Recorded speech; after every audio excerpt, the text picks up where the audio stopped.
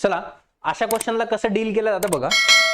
एक स्कूल आहे, त्याच्यासाठी 3 सारख्या बसेस आहेत, त्यांची कॅपॅसिटी सेम आहे, आयडेंटिकल आहे, म्हणजे कॅपॅसिटी सेम असणार. समजा त्या बसला आपण एक्स एक्स आणि एक्स मानलं, ठीक आहे.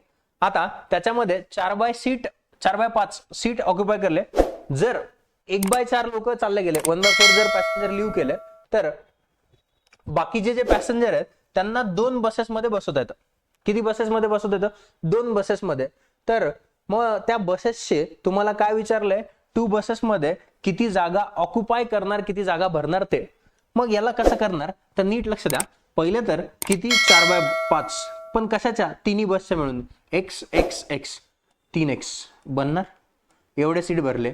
पण 1/4 लोक गेले, तर मग लोक उरणार किती? 1/4 म्हणजे 4 पैकी 1 गेला, तर 3/4 लोक उरणार. आणि यांना किती बसमध्ये बसवायचं? 2, म्हणजे x आणि x किती होणार? 2x.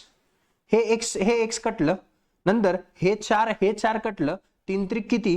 9, आणि भागाकारात काय? 5/2, 2 बेपंचे किती? 10, 9/10.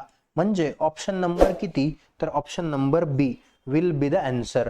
खतम, विषय संपला. अशा क्वेश्चनला बघण्यासाठी चॅनलवरती नवीन असाल तर चॅनलला सबस्क्राईब करायला विसरू नका.